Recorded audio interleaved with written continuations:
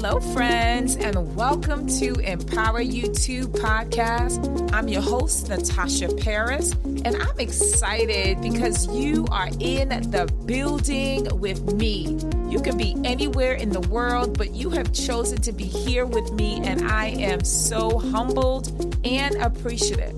Let me tell you about this show. Each and every single week, we continue to empower you to greatness that is truly going to help you, whether you are a person that have experienced a heartbreak, have gone through a divorce, or have endured levels of trauma of any kind, or you're just a person trying to rebuild their life and themselves, and now you are finally ready to live a life full of abundance, joy, and peace, then this show is for you. So with that said, thank you again for being here. I am extremely grateful. I'm excited to be on this journey with you because together we are empowered for greatness. You ready? Let's go. Hello, my friends, and welcome to the Empower You 2 podcast. I am your host, Natasha Paris, the mental health therapist expert and the empowerment strategist. And I am so excited about your journey and you joining me today because we have an exciting, as usual, episode 64. Can you believe it? We are climbing up those numbers and we are now listed as one of the top 120 podcasts around the world. I'm so excited about that. So let's jump right into this episode 64, and it is titled How to Become Powerful with God. Oh my goodness, how to become powerful with God. My friends, I want you to know that it is important for you to begin to strengthen your faith and your spiritual connection with God. Why? Why is that important? Because we are spiritual beings living this human existence, and it is so vital for us, especially in this time of day where so much concern, war, hatred, violence, things that are unloving and selfish are happening around us. It can really play on our mental health. It can really play on our physical being, and it can really damper our mood, which means that we'll be afraid to go out, or we'll be afraid to engage with others or interact, or there's going to be this, or not going to be, but there is this level of fear. And God doesn't call us to be fearful. God calls us to be fruitful in our progress, mentally, emotionally, physically, as well as spiritually. And so today we will embark on strategies on how to become powerful with God. That is our title for this episode 64. And I want to be able to give you strategies, things that you can do right now that will increase your power. But the first thing that you must understand is that you are powerful, my friends. Our Creator has created us. And because our Creator, God, has created us, we are above the angels. And someone will say, well, angels? Yes. Because guess what? We have choice. We have freedom of choice, and angels don't. And so if we understand that we have a power that lives within us that is greater than the power that lives outside of us, we can do some amazing things. But we first have to understand that we are powerful, because guess what? And I've said this before, we are spiritual beings just living a human existence. So in order for us to strengthen our faith, we have to be spiritually connected with God. We have to be spiritually connected in order to understand how powerful we can be with God. All right. So I'm going to leave you with 3 points. I'm not going to be before you long, but I want you to allow this information to resonate with you, right?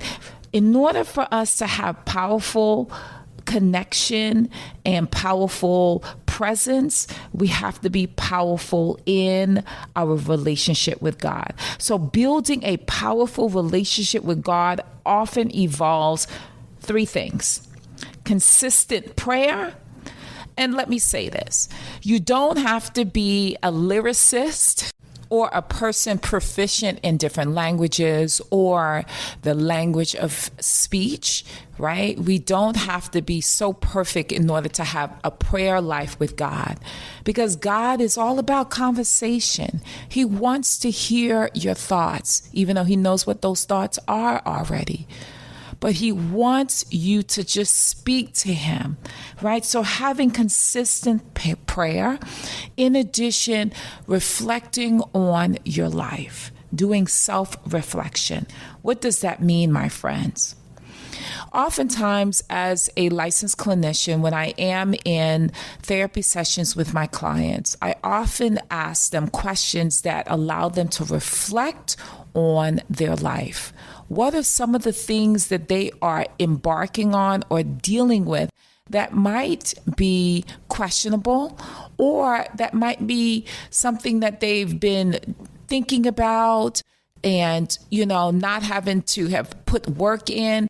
I say, let's self-reflect. Let's look at your thoughts. Let's see how your thoughts are begetting your feelings, and your feelings are now begetting your behavior. So self-reflection, in addition to prayer, helps.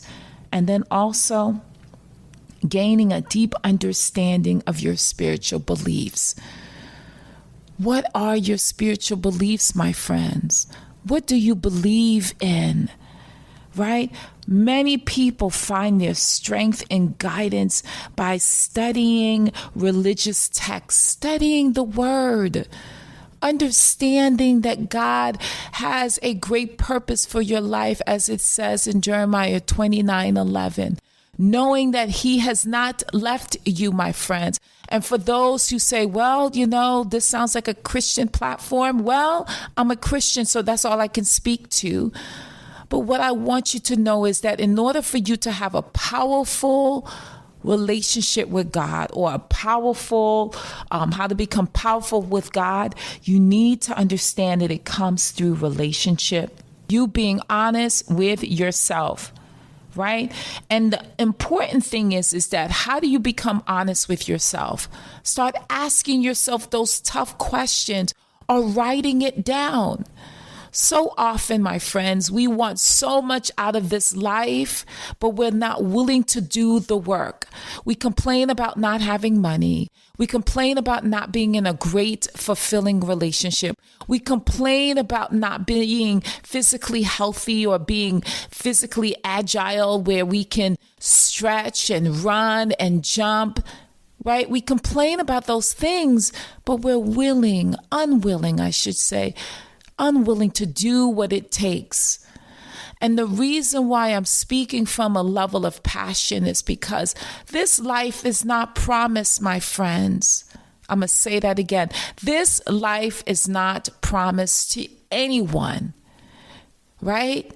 You can have a great day on Wednesday, and then Thursday, something happens where you don't even wake up. And so, my friends, I'm speaking to you with vigor.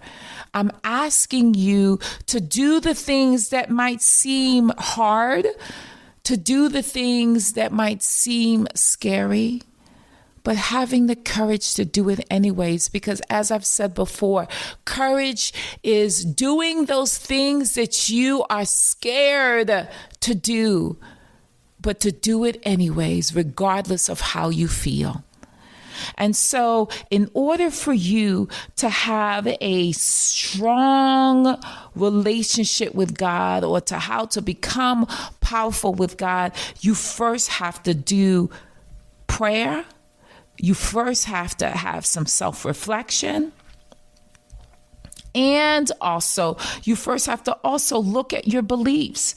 And then based on that, you can find strength by studying your Bible, participating in community worship, and seeking guidance from, your religious leaders. It's important. And this is the place where I want to stay. It is also important to live a life with love, compassion, and integrity.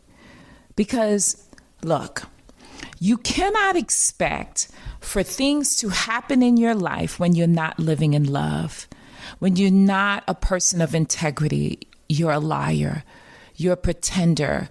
You are a person that expects everyone to give to you, but you choose not to give to others. And let me say this, that it is so vital for you to begin planting seeds. And when I say planting seeds of love. Because when you plant seeds of love, guess what grows back? Love. But if you plant seeds of deception or jealousy or fear, that's what's going to harvest. And so in order for you to be powerful with God, it is so important for you to build a powerful connection with God that is deeply personal. My journey with God is not your journey. Your journey with God is not his or her journey. It's a personal connection with God. Begin to talk to God about the places that you've been, and now begin to talk about all of the places that you want to go.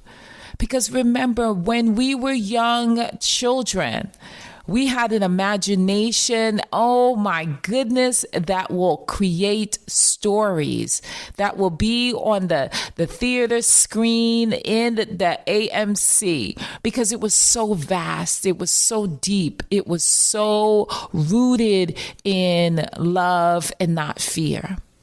And so as we have gotten older, we're afraid to dream. We're afraid to have desires that are beyond what we could ever imagine. And so I am challenging you, my friends, that in order for you to have a powerful relationship with God or be powerful with God, you must have a relationship with God. You must have a level of integrity. You must be a loving and compassionate person. Because guess what? If you do not have that level of compassion in your heart, and all you have is the complete opposite, your world will be surrounded by darkness. In order for you to have and become powerful with God, it is about you being honest about where you want to go. And what are your fears? What's stopping you? Because oftentimes we are our biggest critic. We are the ones that stop ourselves because of doubt, because of fear. We are the ones. And so I am endorsing you. I am recommending that if you are finding that you are not feeling as powerful with God, you need to consider what is happening and preventing you from doing those things and being powerful. Because you are already, you just don't know it. You just don't know it yet. And so I came today as the empowerment strategist, as the mental health therapist expert, to say to you that in order for you to have a powerful relationship with God, that often involves prayer, self-reflection, deep understanding of your spiritual beliefs, and also getting surrounded by or being involved with those who believe what you believe. But more than anything else is developing a relationship with God. And equally important, living a life with love, compassion, and integrity. Standing on the words that you know to be the truth. that you are powerful beyond every measure. And I am standing here confirming that. As I close, I say, I want you to be empowered for greatness, because guess what, my friends? Without greatness, there's no you. And without you, there's no greatness. And so with that said, I look forward to seeing you on the next episode, because you are powerful with God. And I know that to be a fact. You can do all things through him that strengthens you. Love you, my friends. Talk to you on the next episode. Bye. If you are loving this content and our time together as we become empowered for greatness, and you want to connect with me more, I would love for you to come and check out my Self-Empowerment Scholars. It's my monthly empowerment sessions where we take all of the materials learned on the podcast and apply it and study it and take it to the next level.